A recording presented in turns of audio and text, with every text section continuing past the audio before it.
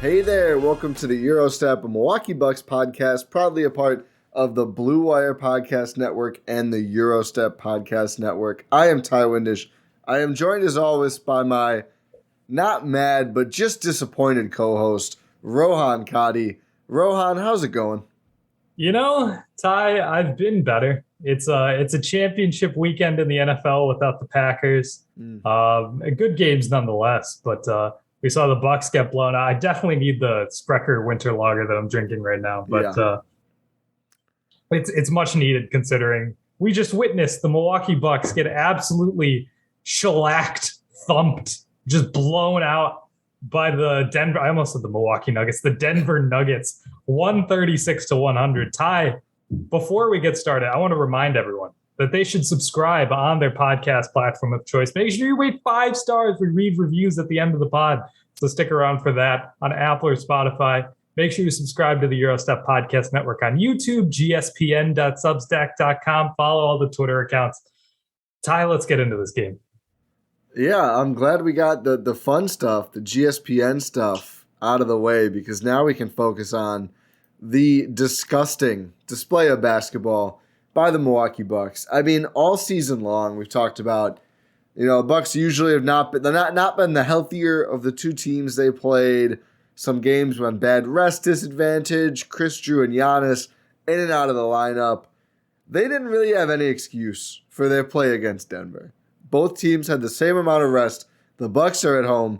Nobody can go to the Nuggets and complain about guys being out. MPJ, Jamal Murray still on the shelf. I think they just got Will Barton back a couple weeks ago, maybe. He looked great in this game, that's for sure. And the Bucks, it bothers me that they lost by so much. Obviously, that's just never fun, especially, they beat the Knicks on Friday. Woohoo, hang a banner. Nobody cares if you beat the Knicks. The game before that, they basically got crushed similarly against the Cleveland Cavaliers. And it's just like... Second time in 5 days that they've lost with their big three starting. Yeah, after, 4 total in the whole entire season before that? 3. They were 18-3 before these last 2 games, or last 3 games. Yeah, and I think at least the Cavs game, there were some more players out. Who was it? Just George Hill and Wes. In this game. Oh, in this game, yeah. Yeah, it was just George Hill and Brook Lopez. And listen, for all the stuff George Hill does well, consistent high scoring output, not one of those things. The Bucks bench continues to not be able to generate any points whatsoever. But I think what bothered me the most about this game was it seemed like the Bucks had never heard of Nikola Jokic. The way they approached Jokic was so stupid. It's just like, why should we care about these games if the Bucks don't? And honestly, what's funny is they start, so Bobby Portis picks up the assignment first. Giannis barely guards him at all. The battle of the MVPs, kind of anticlimactic in a lot of ways. But I thought Bobby did an okay job. Bobby tried hard, made Jokic pass out a bit. The passes look good, but, I mean, obviously Jokic is going to win some, but I thought Bobby was doing okay. And then the help just starts coming from one pass away to Nikola Jokic. And you just can't do that. There's a lot of players who, if you trap them fast enough, maybe you'll get a turnover. Maybe they won't. Like Embiid. Not really anymore. Certainly before this season, he's gotten better. I mean, he's still struggling with double team efficiency. Yeah.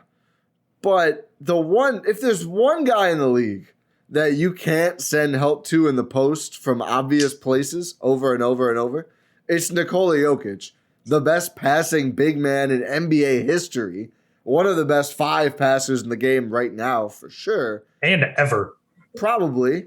And he'll make the pass even if it's not one pass away. Why are you making it easier? That's the question I think you're trying to get to, right? Yeah. Why make it super easy for a super good passing big to have at it? And I think the answer lies with that they just don't have that many options. I will say they did have one option staring them in the face, and that was Giannis Antetokounmpo. Giannis. Because Thanasis. No, I heard you. Yeah, I know. Because the last couple games against the Nuggets, he usually starts at center for them and does well against Jokic. I'm just saying. They could have done that again. Jokic ends with 18 points, 9 rebounds, and 15 assists in 28 minutes. Shoots 7 for 9 from the field. Made all 5 of his 2-point shots. So clearly the Bucks set out to not let him score a bunch, and they succeeded. But in exchange for that, they allowed the Nuggets to shoot 60% from the field, 53% from 3 on 43 attempted threes. Because again, just easy help. Right, one pass away from Jokic. Guys sluggishly getting out to defend shooters. Like, I know this Nuggets team is not filled with known commodities, known offensive weapons. And yeah, is it some variance that Aaron Gordon basically shoots 60% from the field and 50% from deep? Yeah, there's some variance there. But we've talked about this on the pod before. You can't let a team get all these spoon-fed looks. They're going to get hot. Like, these are NBA players. You can't just let them shoot 20 wide open shots in a row. The Bucks essentially did that. And the worst part to me was, I thought Bobby on Jokic, and instead of attacking him with straight up doubles, attacking the passing lanes, that was kind of working. There were some turnovers early. Like, I think you have more chance of knocking the ball out the farther away you are from Jokic, as long as you're between him and the guy he's passing to. I think you have somewhat of a shot there. But I think he's too big to send the help. The Bucks aren't big enough. Like, it's Wes Matthews guarding him, and they're sending Pat Connaughton. He's not bothered at all. He's looking right over them going, oh, here's the wide open 3-point shooter. Here's the wide open dunk. Like, I don't think you could serve up a better game for Nikola Jokic. And it's just like, we're going to talk stocks later in the show. It's a rare this season Bud down stock. Because it was just dumb. It just felt like, what was the thought here? And don't get me started on the zone.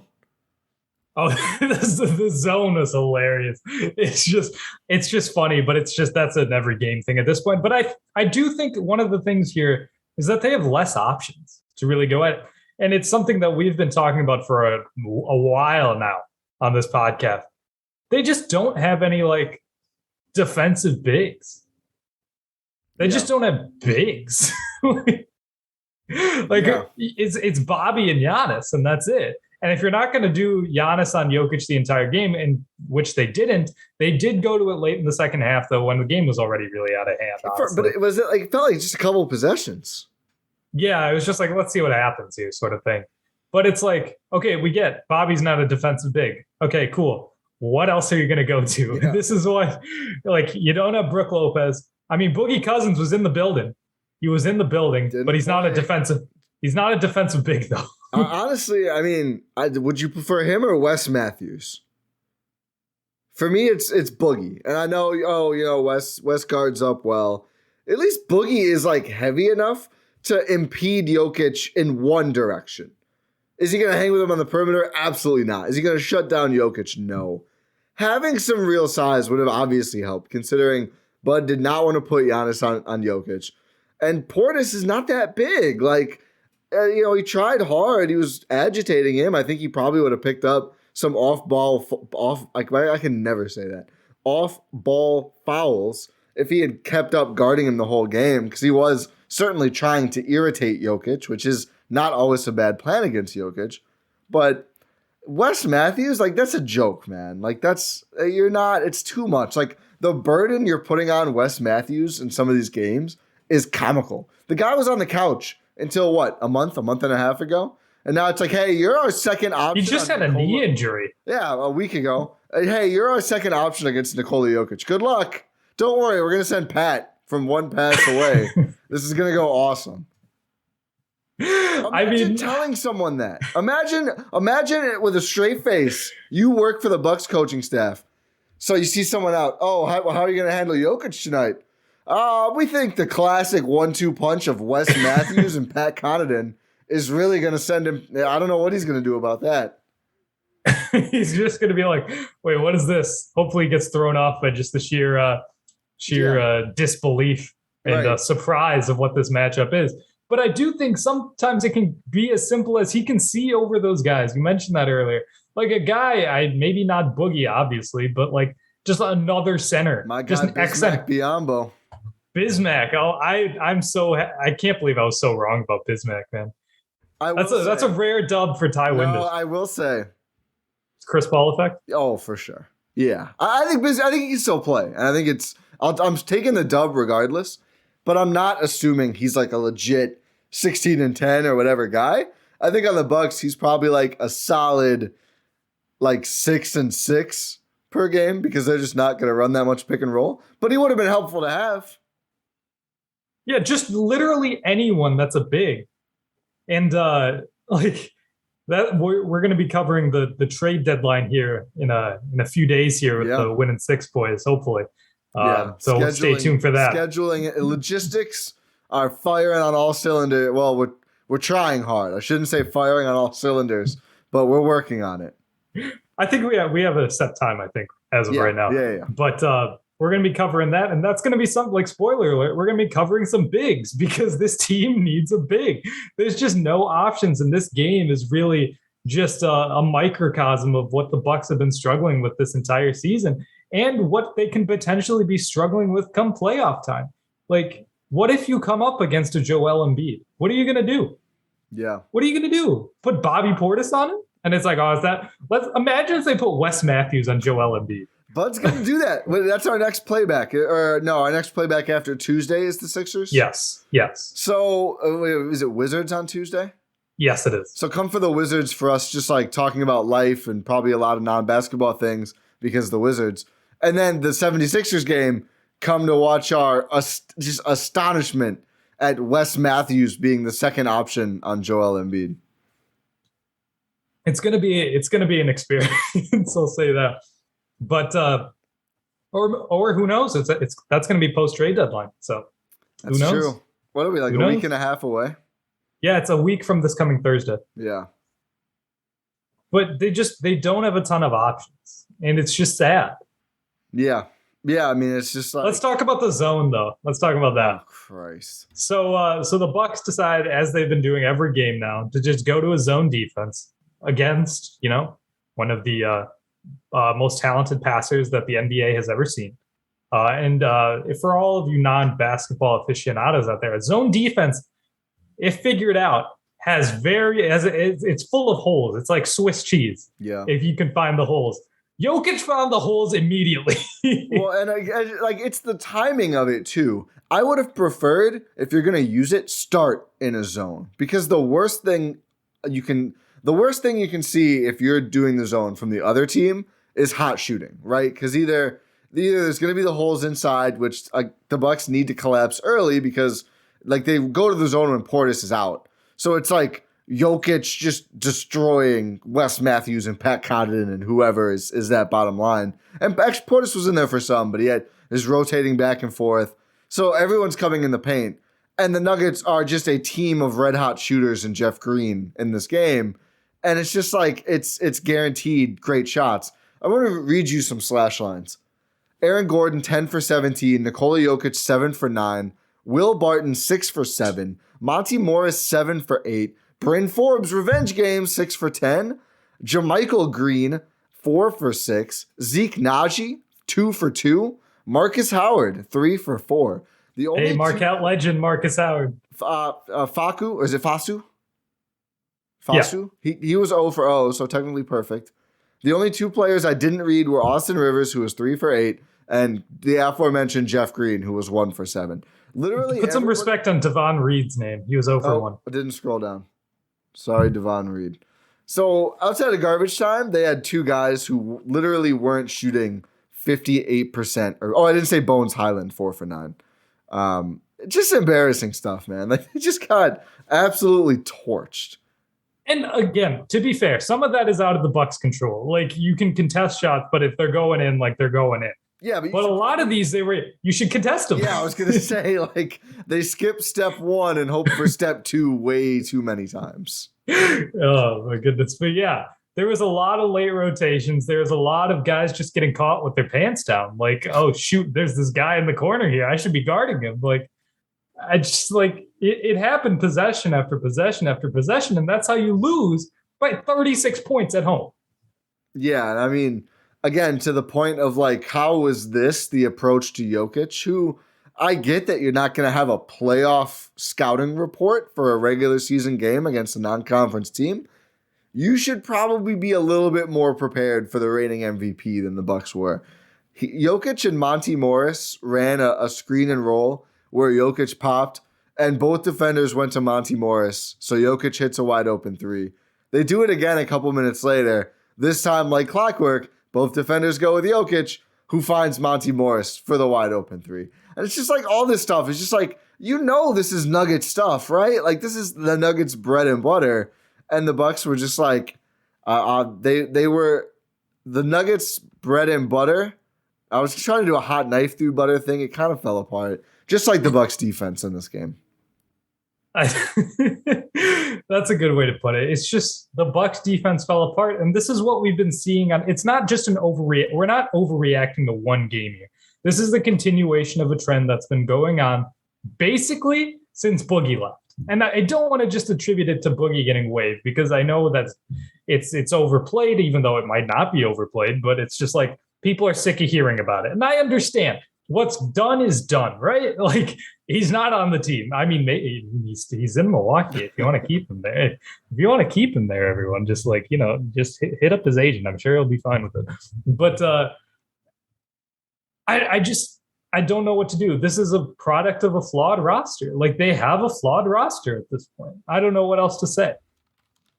Trying to look up a stat to make sure NBA.com is updated right now. But I will say to the people who are sick of hearing about it, like, I don't want to talk about Boogie Cousins and PJ Tucker and whoever else all the time. But it's like the results kind of force you to. At a certain point, when there's just not enough bigs on their roster and they lose another game because of it, it's like there is a clear through line from one thing to the other. And I honestly think it would be like disingenuous to just act like, what could they do? What could be done? There were no players that could have solved this on the roster at any point in the last however many months. It's silly. It's just like, I mean, I'm not going to pretend like those weren't costly decisions that are now predictably costing. Oh, they were costly. They were cost decisions. That's a good way of putting it. But there was this one stretch where PJ Tucker was outscoring the Milwaukee Bucks bench in like a week in one game. Like it was I think it was a few days ago. He had 20 points on the Bucks bench, and like the past 3 games at the time combined had like 19 points or something ridiculous. Or maybe it was 2 games, but still the point still stands. There are options out there, and these are the consequences of your decisions if you're the Milwaukee Bucks front office / ownership group. Cough, cough. So the Bucks played 15 minutes in January. Or, excuse me, 15 games. I was like, it feels like they played 15 minutes in 15 good minutes, probably. They are 14th in the NBA in net rating in January, minus 0.02. And they are 17th in record. They're 7-8 through their 15 January games. This was the last one. It's like, seriously, a whole month of being a below average team, and it's kind of covered up because a lot of the East is going through similar stuff. The Nets are free falling, the Bulls are free falling. Heat still doing pretty well. I think they did lose Saturday night. The Cavs they lost in triple overtime to the Raptors. Yeah, a game where the Raptors starters played like 300 minutes combined or something. Each starter played over 53 minutes. They went 8-man rotation for a triple overtime game. Nick Nurse needs to be arrested. Their 6th man played like 18 minutes or something. I'm like, this is bad. This is very bad. Not good. I would rather have what the Bucks have than that, to be clear. But they shouldn't. And again, they're a little bit better than the Nets. But the thing is, the Bulls are without a lot of players newly. The Nets are without a lot of players newly and without Kyrie for another half of the games. The Bucks don't really have a new reason to be struggling. They just haven't been that good. In fact, they're healthy. Yeah. And it's not like this is an insignificant stretch of the season. 15 games is nearly a fifth of your season. It's a month. It's a full month that you're just not good. It's 18% if I'm doing my math right. What is it? 15 divided by 82? Yeah. 18.3. Let's go me. I can do math. Let's see. Can I look at I want to see where they are just in the East, because some of these West teams are just not even trying anymore. I can. Hold on. Let's see. East Conference net rating in January. The Bucks are 8th. They have been the middle of the best pack team in the conference. Hornets, below average. Hornets, Hawks, Raptors, Cavs, Heat, Celtics, Sixers have all been better in January. Funny enough, the Bulls and Nets have been worse. But again, it's like those teams have new injuries they're dealing with. I mean, I think both with Levine's out right now, right? No, he's here. He's back. Oh, Levine's back, but Lonzo is out. Caruso is out. And Levine was out for a good portion of the month. KD was out for a lot, if not all of the month. He's still out, yeah. Yeah. It's like Harden's out now. Yeah. I mean, because he's trying to figure out how he can get out of there by the trade deadline and be permanently out of Brooklyn. At least right hand strain for mysterious reasons. At least we have that story to keep us warm, that and Color Star. But it's not been good. No, it's not. It's not been good at all. The Bucks, all the data you just said, all the rankings you just said, fit what we've seen. They've been a below average team. They've been mid. It's like that video of Kobe White in Summer League just saying, "I'm mid, I'm mid." That's what the Bucks have been. Yeah, and I think we want to move. We'll move to talking about the season in a whole a little bit on our stock review. But one last note I think on this game, unless you had anything else, was not good for Giannis's MVP candidacy. Jokic, one of the other. I mean, Embiid is definitely surging right now too. But I think, and Giannis wasn't bad in this game. To be clear, he had a pretty good game. Pretty standard Giannis domination game. It's not like he got shut down. But I think a lot of his case over Jokic was team success related. And Jokic's team beat Giannis's team's ass, and it was pretty convincing. And I just think that's tough. One game does not make or break an MVP case. There's a lot of season left. We're not writing off Giannis's MVP candidacy. We're not writing off the Bucks. But it's just been a super mid-month, man. It's been tough. It's been tough to watch, especially in these months where it's like, it's snow, it's super cold. Let's stay inside, watch some good basketball. And then it's like you turn it on, it's like, the good basketball is happening against my team, and you're just like, oh man, this sucks. Yeah. It's a good way. Not a good way, I should say. No, I'm thrown off. I'm just thrown off. I know. We can't deal with this. The title defense season should be more fun than this, man. It should be like this. Yeah, that's a good way to put it. The title defense season should be like, oh yeah, we're out here to prove everyone wrong, rather than just wake me up when the games matter, which I guess is a fine mindset in some regard, but it's like, this is a large stretch. Yeah, I know people will point to last postseason as like, they'll just flip the switch. I don't think they flipped the switch last postseason. I think there's a difference in intensity. I think they got better as the postseason went on. But I don't think I don't think it was a switch flip. And I just think I don't think that's what they're doing. I hope not. But if it is, I think that's a terrible mindset to have. Because I just think, this team will not shut up about building championship habits. And they are building lottery habits. And it's like, where's the disconnect? I know they never are going to tell us the truth about anything. That's their MO as from a PR standpoint. But don't at least give us, we're building championship habits. Oh, we suck. We got blown out. How does that connect? Don't suck. I don't know. You could frame it here. Let's spin this quickly. Oh, you gotta learn how to lose before you can learn how to win. You've got to be able to take a beating so you know how to give out a beating. I don't know. Okay. Sometimes you got to go backwards to go forwards. Guys on the other team just made shots. They just that's not even a championship habit. That's been happening before the championship. Yeah. That's just been the classic response. Hey, they made some shots. The Bucks habit, yeah. Okay, enough about this game. Bucks stock market. I got really loud I'm excited about the Bucks stock market. So we do recap posts for every single Bucks game except Christmas. We just did a tweet for Christmas, but in addition to sharing updates to the Bucks stock market, which is a fictitious market of player value that we track over the course of the whole season, players get up and or down stocks or just a push, nothing, after each game. And it gives us a nice, easy way to look at who has achieved more success than we expected, who has exceeded expectations, who has not been very good, who's just been who's average. Trending up, who's trending down. Like where do players stand? Exactly. All of this available for free on the GSPN Substack, gspn.substack.com. Get this in your email after every Bucks game. Plus, you'll get notifications when we drop new content. It is worth the $0.00 per month. So please, if you're listening and you have not already, go subscribe, gspn.substack.com. And we will get you all the Bucks stock market posts, podcasts, YouTube videos, everything else, playback rooms. Plus just other written articles. And written articles, yeah. A lot of content there. So, okay.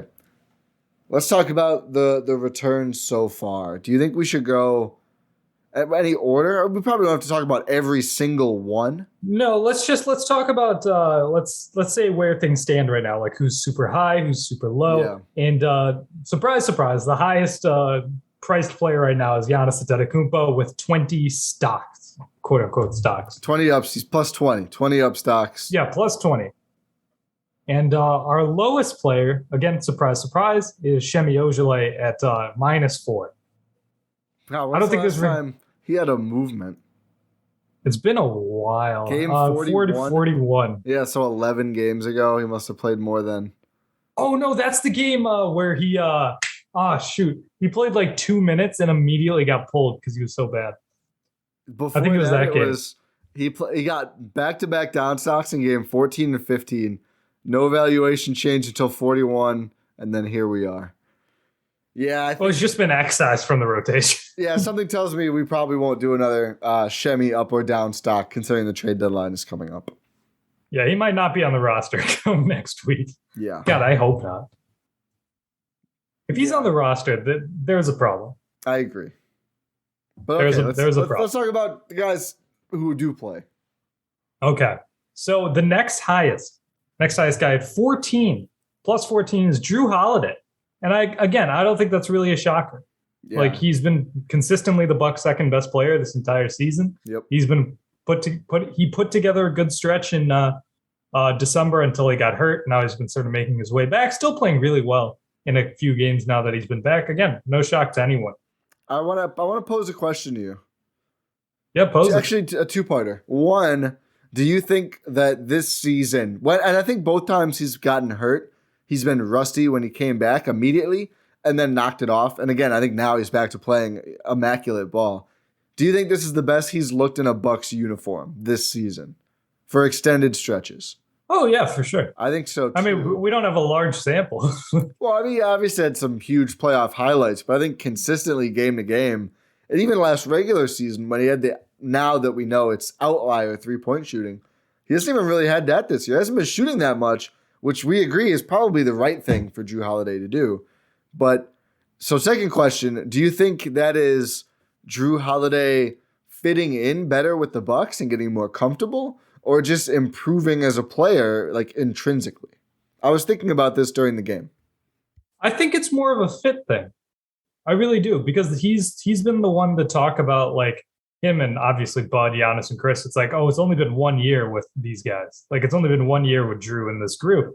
And Jrue said that he's like, I'm getting more comfortable as the time goes on. So just based on what he said and what I'm seeing, like, it's not like he's developing an insane amount of new skills, except his step backs are looking very, very crispy. But actually, oh, you would disagree? I think it's both. Well, it's going to be a mix of both. I'm saying primarily it's a fit thing. No, but I think it's evenly both. Like, I think it's almost 50-50. Of course. Who are you, Jordan Tresky? No, I'm saying that's a take. I'm not saying. Oh yeah, it's an even mix of both. It is. It is. I think he fits much better, and he's being used more as a primary ball handler, which is big. And I think his finishing at the rim has gotten way better. And I think that was the difference. I mean, he was on the Dante DiVincenzo blowing bunnies thing for most of his Bucks career before this season. And this year, it's like every time he goes down low, it's like, oh yeah, that's 2 points. Like, he's finishing at crazy angles. And I know Marcus Johnson is reported the right word, relayed on the Bucks broadcast. He was working on his finishing with his offhand more, but he finishes through crazy contact down low. I mean, he always was able to kind of bully other players and then get some room to put up a floater. But now he takes it up from all sorts of different angles. Feels like it's impossible to guard him around the rim. I think he's playing his best ball ever. And I think he's fitting in better. I think the Bucks have kind of realized, like, this guy needs the ball a lot. Like, he's way too good to not have the ball a lot. And that's why the Drew with bench lineups have become a focal point of saying, you're going to have the ball some when you're out there with the starters. You're going to have it all the time when you're out there and Chris and Giannis are not. Yeah, I think that's a good way to put it. It's just he's really, really good at basketball, to put it simply. He's good. Hot. I know it's a scorching hot take. I'm basically the Denver Nuggets from 3-point range with that take. Sorry, don't want to reopen fresh wounds, but I mean, it's the same podcast. I don't care. But no, he's still playing really good defense. In fact, I think like that might be a little worse than last season. The defense? Yeah. No, I think we're just used to it. I think it's pretty much as good. I think it's pretty much as good. I'm making some weird noises right now, I realize. It's just, I don't know. It hasn't, maybe it's me getting used to it, but it hasn't felt like as I'm jaded. It doesn't help that the team defense is way worse. I think, that's fair. That's fair. I think that plays a lot into it because they've had to shift schemes and it's not like he can just lock up a point. He's not going to stay with his assignment the entire time. So that's fair. That's fair. Maybe it hasn't slipped. I'm just viewing it from a different perspective. He's forcing not a few less per game. 1.8 steals per 36 last year to 1.6 this year. 0.7 blocks to 0.6. That's obviously not the end-all, be-all of defense, and the assist number has gone up significantly. 0.5 assists per 36 minutes. Yeah, I don't know.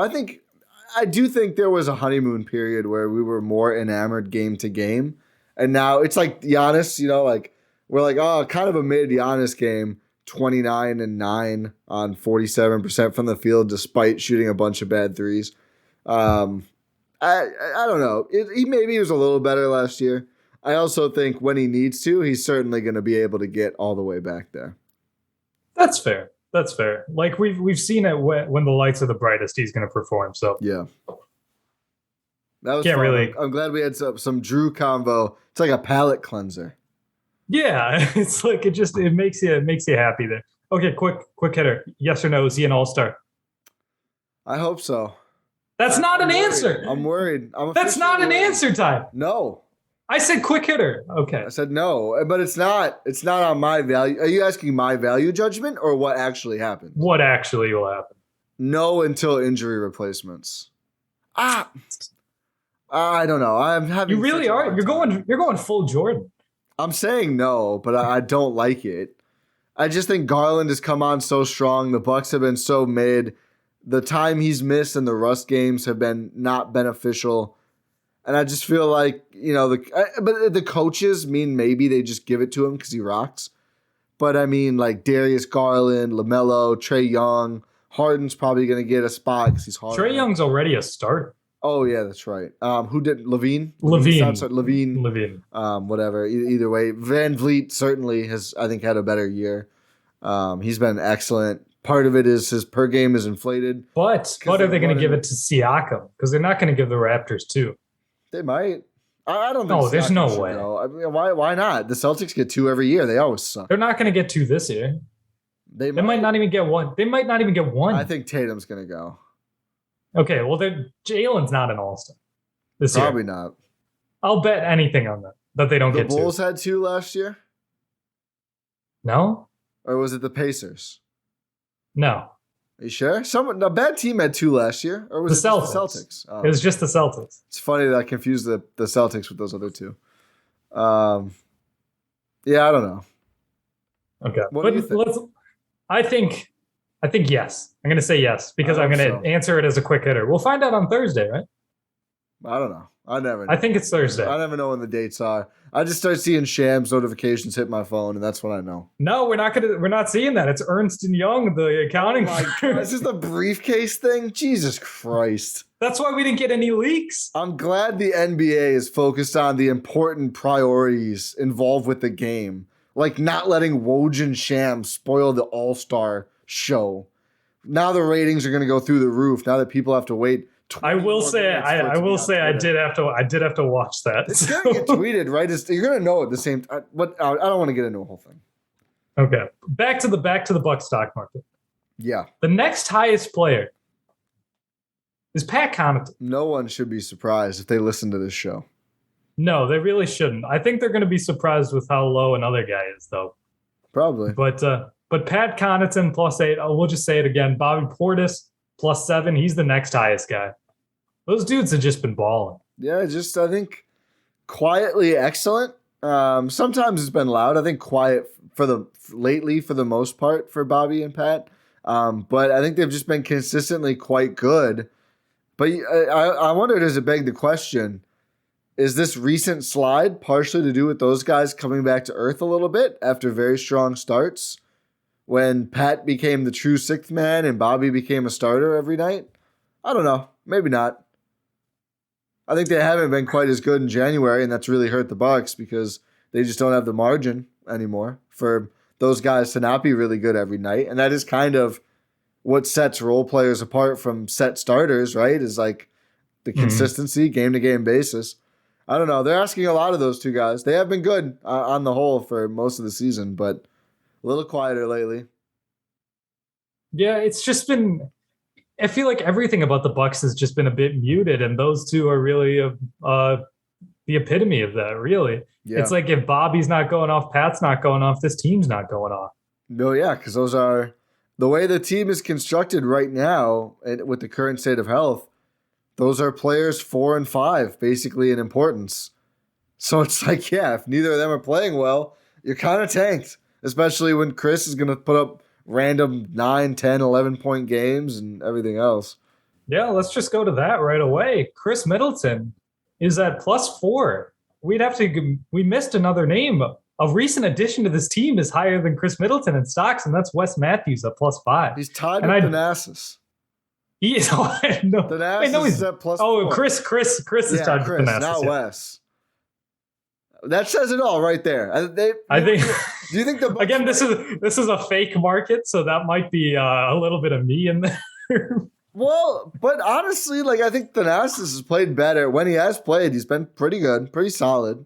We all know what it is. Well, Rohan has a different idea of what it is. Here's a good way to put it. When Thanasis has been in while playing, he's exceeded expectations. Exactly. Chris Middleton has not exceeded expectations. No. Chris not being double digits and playing most of the season. I mean, he had the COVID run in for a little bit, which sucks. But even before that, I think was just kind of floating by. And I think that just happens far too often for a max player who is, was supposedly one of the best 3 guys on the team for sure. We can bicker about 2 and 3. I'm not going to bicker with you saying right now Drew is 2. I think it's been pretty obvious this season. Oh, yeah. I'd bicker with you if you said Chris was 2. Yeah, he just hasn't played like it. And we love Chris, and there's going to be the people that I hate both sides of the Chris Middleton thing. I think it's ridiculous that you're either, if you point out the obvious flaws with his game, you're a Chris hater.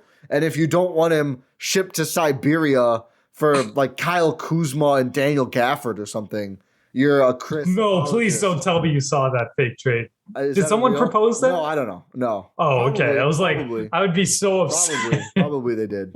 But it might be Dinwiddie. Did you see his quotes about leadership? Make a shot, Spence. Make a shot.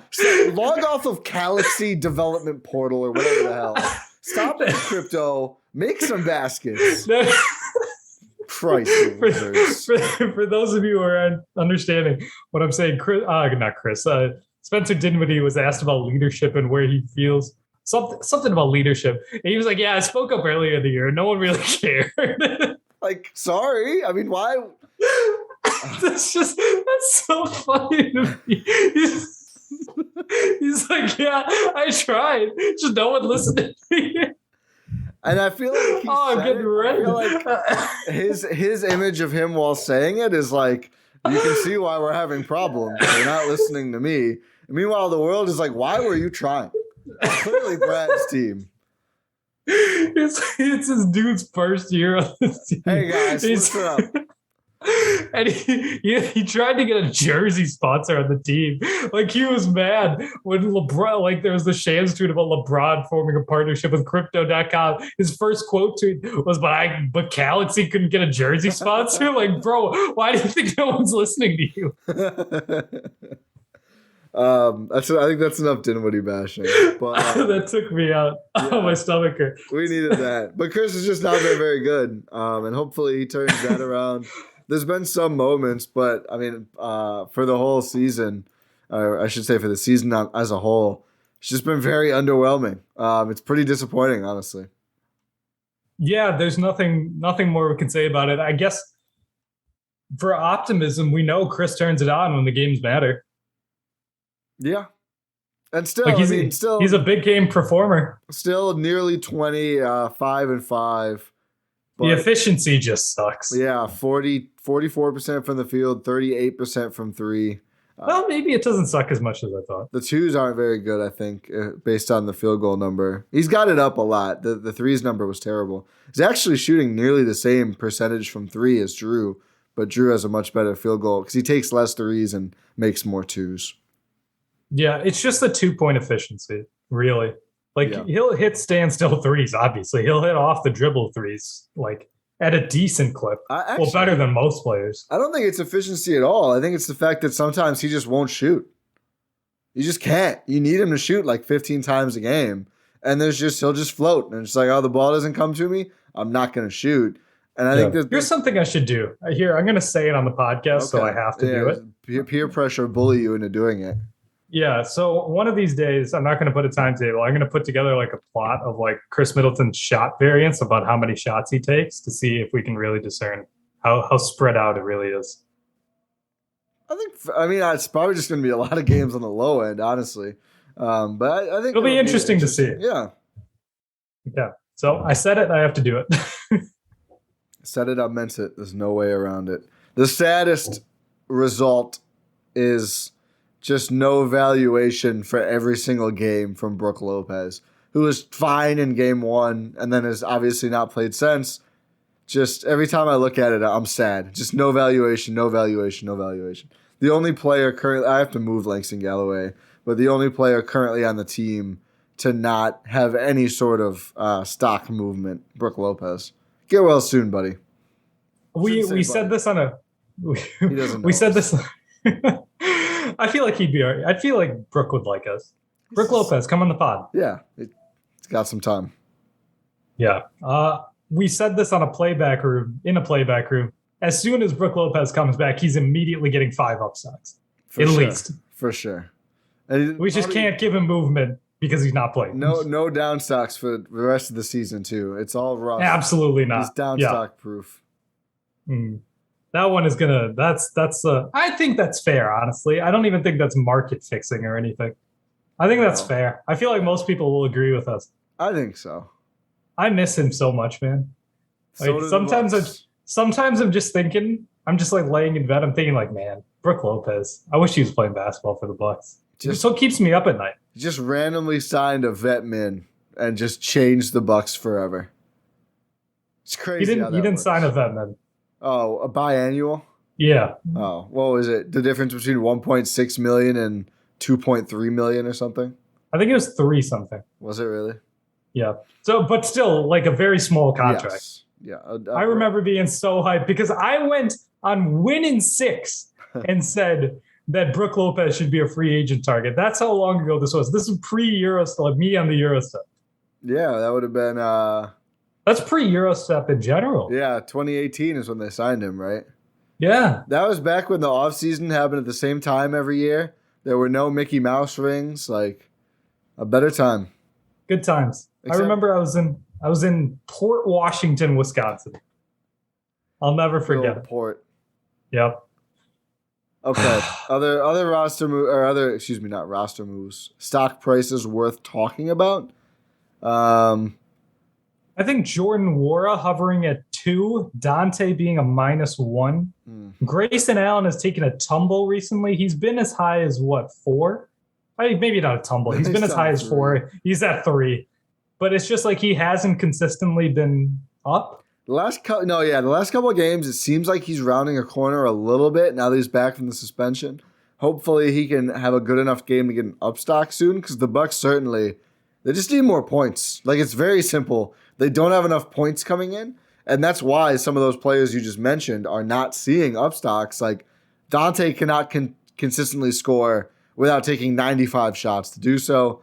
Jordan Ward also not and just isn't playing enough to score consistently, partially because he's, fumbling passes out of bounds. In this game, he's 2-on-2 fast break with Giannis, and Giannis is charging the lane, and he tries to shoot a layup without using the backboard. It misses. Ball goes back the other way for Nuggets points. And it's just like, that's one of those plays you just point at and go, that's why the consistent rotation role is not there. Everyone knows number one thing to do, pass to Giannis. That's always the number one thing. That's Dante's best trait by far. It is. Always will pass to Giannis. Even if he has a wide open layup, he will give it to Giannis, and I think that's a win. Because Dante shooting layups, even if they're wide open, they're like Ty playing horse. You know what? He's kind of, the last couple of games, I got a down stock 2 games ago, but 3 games ago, the last 2, I've seen some okay things. But the problem is, I think the variance is coming back a little bit. Like, he's making some layups now, but he's still the most overconfident, like, 8th man in history, where he makes one shot and all of a sudden it's logo Dante for the next 3 possessions. It's like, this is not good ball. Like, this is a waste. Like, this is bad. Like, no ball movement. Just, I'm Dante. I have the ball. I made a shot within the last 5 minutes. This one's going up immediately. And it's just like, it's tough to watch, man. So as much as someone, like, if someone goes under a screen after, if you let Dante, if Dante makes a shot, go under the screen immediately on the next possession, because he will pull it and he will miss it. Yeah.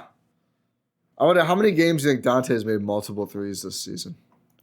I'm gonna probably guess 2. I'm gonna guess. I was gonna say 2. I'll say 3 without looking. 1 for 4 tonight. I'll pull it up. I think it might be 3. Watch it be 1. No, I feel like it's definitely more than 1. I think so. Because I think Christmas he did. Yeah. Oh, that was his return game. 3. Oh, see, yeah. I actually nice. didn't. I was wrong. He didn't Christmas. Really? Yeah. Was he 1 for 3 in that game? He was 1 for 2. From 3, 1 for 4 overall. That tracks. Yeah, it does. But just Dante, he's at a negative stock. I could see him, like, here, let's do some stock forecasting here, Ty. Ooh. I could see him getting into positive range if he can. I don't know. I feel like he's going to hover around here, honestly. Like around -1, +1. Like, there's going to be some fluctuation, but I feel like he's just going to stay around 0. I feel like variance shooting is his best bet. Yeah, but it would have to be over a consistent basis, because he'll have a high variance game getting up, and then he'll immediately follow it up with like an 0 for 27 performance. Do you know? He'll go a Deion Waiters style. Do you remember know? Deion? Oh yeah, I remember Deion, the best 2K voice actor of all time. What were you saying? Sorry, I was. Do you know how many games this season Dante has made more than 1 2-point shot in a game? 2, 1, 3, 3. Yeah. The next game, Jan 28. So just over the weekend, he made 2 2s. The Kings game, January, so last weekend, 22nd, he made 3 2s and also 3 3s. And then he made 3 2s against Cleveland, the blowout game. Wow. He also, in one of those games, shot above 40% from the field. Actually, once all season, has shot above 40% from the field. Dante. And you wonder why he didn't get an extension. Yeah, we'll see. I mean, that's we'll talk trade stuff in a pod this week, but I'm not super optimistic right now. No, neither am I. Some team, it's probably the Kings, honestly, who are going to trick themselves into it. Honestly, like they wanted him last offseason. They did. Yeah, the Kings are unpredictable. Actually, did they? Because they ended up taking nothing for the player. Yeah, maybe it's more accurate to say they wanted something. Yeah. They couldn't do it, which is very Kings. Actually, yeah. That's actually more sad than I realized. We would like a thing. And the Bucks thing fell apart. All right, well, I guess not then. Shoot, we tried. Yeah, did our best. Okay, so more stock forecasting here. I think Grayson going up, I feel like could happen. He is turning the corner, like you mentioned. Yeah. He just needs to put it together on a consistent half basis. Like the past 2 games, if you just purely based it on the first half, he would have gotten an upstart. Yeah. But he just sort of floats away in the second half. Same could be said about Bobby Portis. Like he starts off really strong and then sort of floats away in the second. This was our playback, right? I think he had 18 points in the first half against Cleveland.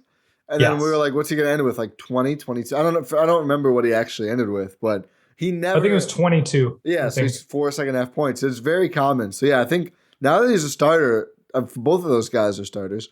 That's very important. Is obviously there's going to be like fourth quarter, you're going to see more load go to the starters, the big 3, I should say. But being able to score consistently throughout games is really important for those guys. So hopefully something they can work on as we go throughout the season here. Yeah. Who else do you see really going up here? Or down? Someone crashing. I think we're going to see George Hill go up a lot in the second half. I think he didn't play tonight. He's at 2 right now. He's only at 2, so it's pretty low. I think my must buy, I mean, obviously like there's Giannis and probably Chris rounds into form at some point. But I think the last couple, George Hill, it feels like he's scoring more in these last few games before he sat out in this one. And I think we're going to see a little bit more. It feels like he really kind of was, all break, no gas for a lot of the first half of the season, the first 52 games. And I think we might see a little bit more of the gas pedal as we get closer to the playoffs. A little more gas, a little more downhill play from George Hill. It's about drive. It's about power. It has not been for him. He tried to dunk on Vooch. I'll never forget that. That was regrettable. Let's see. I don't even think it's regrettable. I love that energy. Let's see. How many games has George Hill? Oh, it's more than I thought. How many games do you think George Hill has scored in double figures this season? Well, he has started a lot of games. Yes. Only 40-ish% of these are starts, actually. But how many games do you think he's scored in double figures? 14, 15? Oh, 10. Just 10. Oh. It was literally 40%, but I acted like it wasn't to not give it away. 4 off the bench, 6 as a starter. That's mind games right there. You were in my head. I got. Can't predict. Watch that on the YouTube for what Ty's had just. Particularly fire Ariana Grande song. We need to get a gif of that. Yeah. But no, George Hill going up is something I could see. I could see Big Rod going up. Don't take that out of context. Big Rod going hard, going up, like certainly possible. The question is are they going to play him? Because they just really have stopped playing him. Yeah. I think it would have to be on a night. Like he would have to have a night where like someone's injured and he's in the rotation. And he just goes off for like 40. And it's like, oh shoot, maybe we should play this guy. That would be a hilarious thing to have happen. And it definitely could happen with the way Rodney Hood variance has been happening over this season. It's like you'll get a really, really strong game. And you're like, oh, Big Rod's back. He's active. And then it's like, oh, shoot, it's Rodney Hood. I feel like Rodney Hood, he definitely has 2 personalities. He has his Rodney Hood, and then he has his Big Rod personality. Let's see. I think I just want to see what like his best games have been like. Because I felt the same way, like, oh, he's back. He has scored 10 or more twice. Both actually in the last month and a half. I'll say it depends on what happens after the trade deadline. Yeah. Because if they don't shore up that position, or if someone gets traded, it's like, oh shoot, Rodney, go do your thing, and he's gonna be like, okay, Big Rod's here. Then he's going to do well. Is 6 games with at least 10 minutes played and no points leading the league? It's got to be up there. It's got to be up there. Big Rod has played 6 games, double-digit minutes, no points. Darn it. And I think 10 games total, no points, but the rest obviously are less than 10 minutes. Maybe 11. That's tough. Actually. That's tough. It's tough scene for Big Rod there, but I could definitely see him going hard, going up. Another guy. The Nasks.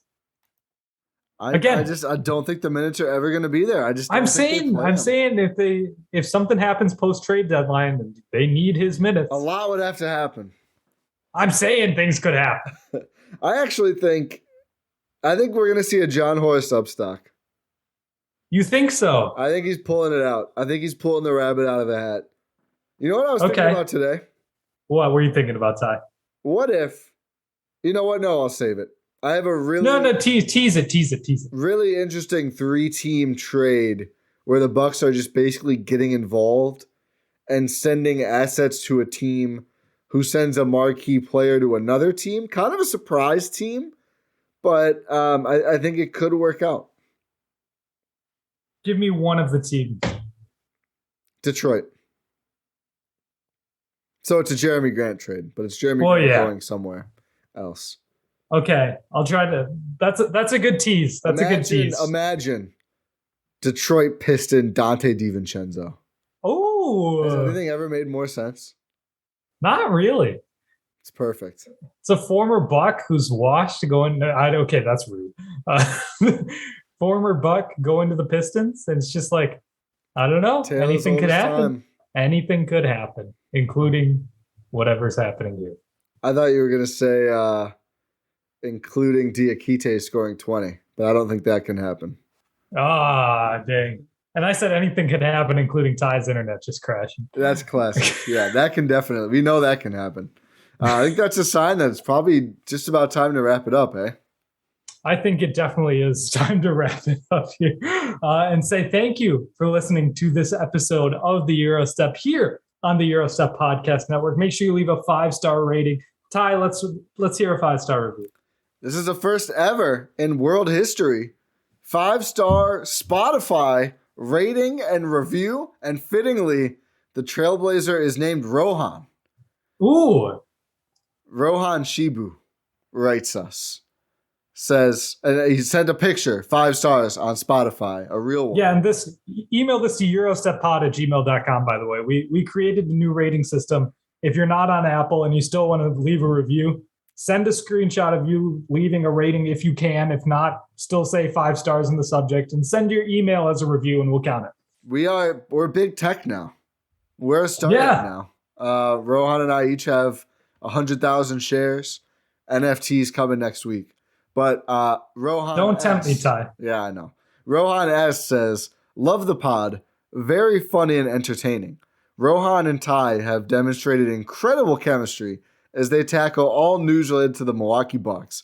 Bucks have been my favorite team ever since I was introduced to the NBA, and I'm glad I can compare my thoughts of the team with you guys at the pod. Enjoy your work. Thumbs up. And then there's a postscript. Me and Rohan also share the same first name. It's true. I never would have seen that coming. Yeah, thank you. Thank you. And it's also nice review. Yes, thank you. Thank you for the very nice review. I'm glad we can share a name. You seem like a cool dude. Yeah. No, but thank you. We do appreciate that. Like, that does mean a lot. We've gotten a lot of reviews that say we have good chemistry, Ty. Yeah. Which is funny because I feel like half the time we're just looking at each other like, are you going to talk or what? Oh, wow. Whoa. All right. What? Well, okay. Wait, what? I didn't know where you were going. You gave me a certain look. I didn't know what it meant. Relax. I was like waiting for you to talk. I don't know what you were thinking. Oh, all right. Well. Okay, well, I'm glad you guys think that we're good at this. The great chemistry is on display right here. The sparks are flying. This isn't biology class, it is chemistry class. I don't know. Will NACL you later. That didn't make any sense. You'll salt me later? I don't know. I was trying to do like a see you later, but it didn't work. What's the CU element? Copper? Is it? I will copper you later. No, I know you. I'll copper later. Am I being dumb here? No, it is copper. Yeah, so it's just copper later. See you later. That's next level. Yeah. Or you could do like some sort of like lithium octahydrate thing where you're like bonding lithium with water. So it's 8 of them. So it's like CuL8. Oh my God. And then add some waters onto there. I don't know. And then if we're talking about this, we need to end this. Yeah. Again, thank you for the review. If you want to leave a review and have it read, make sure you email us at gyrosteppod@gmail.com or tweet us with a review, or just, leave a classic Apple review. That works too. If it ain't broke, don't fix it, sort of thing. If you want to send us an email review when you're on Apple, just leave it on Apple, please. Do both. Yeah, do both. We'll do both if you want to send twice, or just make another account and leave it on Apple. Yeah, there you go. Cook the books. We have some ambitious internal goals for listenership, reviews, all this stuff. So help us out, help out the pod, and let's build this thing. Yeah, thank you guys for listening. Make sure you're subscribed on your podcast platform of choice, YouTube, Substack, just everything. We're going to be doing a playback room on Tuesday. So stay tuned for that pod random, and we will talk to you next time.